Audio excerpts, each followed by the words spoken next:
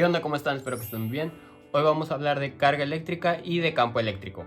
Vamos a ir viendo un poco de conceptos y un poco de fórmulas.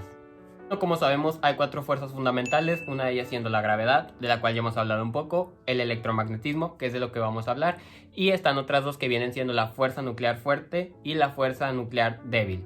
En lo que nos vamos a enfocar hoy es en el electromagnetismo, o sea, en la fuerza electromagnética. Entonces, ¿qué sabemos del electromagnetismo? ¿A qué nos suena? Nos suena a electrón y por ende nos suena a protón. Solo para que sepan, el protón se compone de quarks, que son partículas fundamentales, el electrón ya es una partícula fundamental. Y es importante también recalcar que el neutrón se compone también de quarks. Ahora hablemos de la carga eléctrica tanto del electrón, del protón y del neutrón. El electrón posee una carga de 1.6 por 10 a la menos 19 coulombs, en este caso negativa, y el protón tiene la misma carga solamente que positiva. Por el otro lado, el neutrón no posee carga, o sea, es neutral. Entonces tenemos algunas reglas para esto. Cargas iguales se repelen, cargas opuestas se atraen. ¿Esto qué quiere decir? Que hay una fuerza que hace que las cargas opuestas se atraigan y mismas cargas se repelan. Entonces ahora imaginemos un átomo de hidrógeno, o sea, un protón y un electrón. Y ahora imaginémonos que uno es el Sol, que el protón es el Sol y el planeta es un electrón. Entonces, como sabemos, está orbitando. En el caso del sistema solar sabemos que la gravedad es la que mantiene unidos y orbitando a los planetas alrededor del Sol. Y en el modelo atómico de Bohr, por ende, debe haber otra fuerza que mantenga unidos al electrón y al protón. En este caso, esta fuerza es la fuerza electromagnética. Entonces, para representar esta fuerza tenemos la siguiente ecuación, donde K es la constante de Coulomb, Q1 viene siendo la carga de la primera partícula y Q2 por ende es la carga de la segunda partícula y la R la distancia que la separa. Y como sabemos es una fuerza, las fuerzas generalmente las representamos como vectores y aquí por ende podemos hacer lo mismo. Es importante definir un eje de coordenadas para saber hacia dónde apunta la fuerza o cómo es la interacción entre estas dos partículas. En este caso hasta ahorita solamente hemos hablado de la interacción o de la fuerza que hay entre dos partículas, pero si tuviéramos un sistema de 3 partículas estaríamos hablando de dos interacciones de fuerza. Vaya, dependiendo de qué partícula tomemos como referencia. O sea que puede haber una interacción eléctrica o una fuerza eléctrica que es ocasionada por un protón o un electrón que está en cierta posición, como puede haber otra interacción que esté por un electrón o un protón que esté, no sé, más arriba, más cerquita, más lejos, etc. Y por ende, para encontrar la fuerza neta, estaríamos haciendo lo mismo que hemos venido haciendo con problemas pasados, encontrar la fuerza neta, que es la suma de estos vectores. Como ejercicio para este tema, vamos a sacar la magnitud que hay de fuerza electrostática que hay entre un protón y un electrón que están dentro de un mismo átomo. Entonces, tenemos un protón y un electrón, y digamos que la distancia entre ellos va a ser de 2.5 por 10 a la menos 15 metros. Entonces, para sacar la fuerza electrostática, sabemos que necesitamos conocer la constante K, que se multiplica por la carga de la partícula 1, la carga de la partícula 2, y todo esto que se divide entre el radio al cuadrado. El radio siendo la distancia entre entre las dos partículas. Entonces, ya tenemos la distancia, este es R, y ya nada más nos queda nombrar cuáles son las cargas de las partículas y nuestra constante K. Para la carga del protón, sabemos que es igual a 1.6 por 10 a la menos 19 coulombs. Para la carga del electrón sabemos que es la misma, pero en negativo, entonces 1.6 por 10 a la menos 19 coulombs.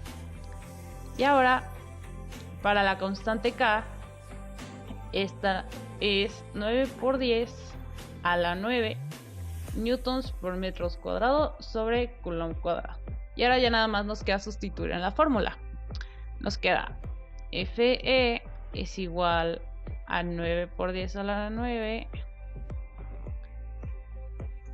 newtons por metro cuadrado sobre coulomb cuadrado, multiplicando a las dos cargas, que es 1.6 por 10 a la menos 19 coulombs por menos 1.6 por 10 a la menos 19 coulombs. Y todo esto se divide entre 2.5 por 10 a la menos 15 metros, y todo esto al cuadrado. Al hacer estos cálculos nos podemos dar cuenta que m cuadrada se va a ir con m cuadrada que el coulomb que está dividiendo aquí se va a ir con estos 2 coulombs y por lo tanto F nos va a quedar en unidades de newtons.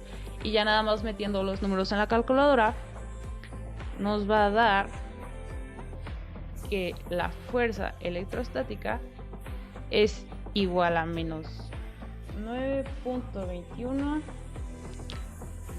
bueno, menos 216 por 10 a la menos 14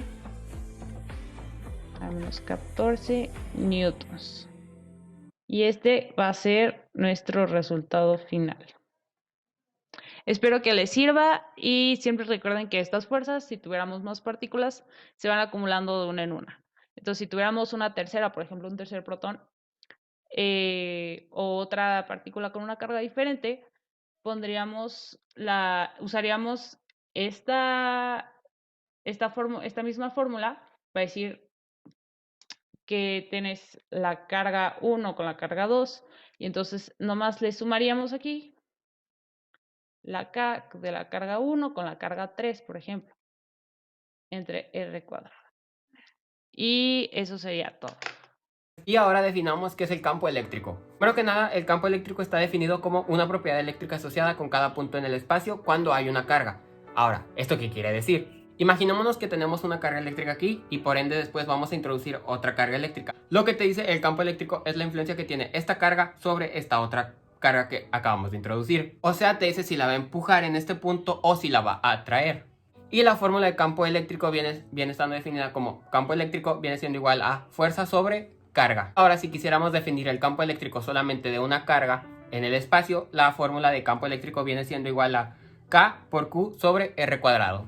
Y así nos diría la influencia que podría tener sobre cierta partícula en ese punto específico. Podemos imaginarnos el campo eléctrico como algo que está esparcido en el espacio que le dice a las partículas de carga cómo se van a mover o cómo van a interactuar. Oye, para el segundo ejercicio vamos a hacer el de un campo eléctrico. Supongamos que tenemos un eje donde el origen se encuentra a la mitad. Y ahora tenemos 2 partículas, una con esta aquí, la otra está acá. Una es positiva, esta va a ser negativa, esta va a ser Q1 y Q2, y ambas están a una distancia R del origen, donde esta va a ser 3.5 metros y R2 va a ser igual a 2. Ahora vamos a definir que para Q1 tenemos una carga de 2 microcoulombs, que equivale a 2 por 10 a la menos 6 coulombs, y que para la carga 2, siendo negativa, va a ser 1.5 microcoulombs. Esto va a equivaler a menos 1.5 por 10 a la menos 6 coulombs. Ahora, en la fórmula, para sacar el campo eléctrico que está en el origen, queremos el campo eléctrico que está aquí, tenemos que sacar la constante K por la carga y se divide todo entre el radio al cuadrado. Vamos a definir también aquí al lado la constante K, que es igual a 9 por 10 a la 9 newton por metro cuadrado sobre coulomb cuadrado. Entonces, ahora, como tenemos 2 cargas, no solo una, y nuestra fórmula requiere de una, vamos a hacer una sumatoria de estas 2 cargas. Entonces, esta va a ser para la carga 1, R1, y vamos a sacar otro campo eléctrico para la carga 2. Entonces, carga 2, radio 2, carga 1, radio 1. Y ahora, nomás nos falta sustituir. Tenemos que K newtons por metro cuadrado sobre coulomb cuadrado multiplica a 2 por 10 a la menos 6 coulombs, y todo esto divide a 3.5 al cuadrado metros. Sabemos que metros se van a ir con metros y aquí un coulomb se va con un coulomb, y por lo tanto al final nos va a quedar el campo en newton sobre coulomb. Y todavía nos falta sumar la otra, ¿verdad? 9 por 10 a la 9 cuadrado, que multiplica a menos 1.5. por 10 a la menos 6 coulombs. Todo esto se divide entre 2 al cuadrado metros. Aquí igual se van a ir los metros, se va a un coulomb y nos queda los newtons sobre coulomb. Ahora ya nada más nos queda meter todo esto en la calculadora y nos va a dar que la magnitud del campo eléctrico en el eje X, en el origen, va a ser igual a menos 1905.61 newtons sobre coulomb.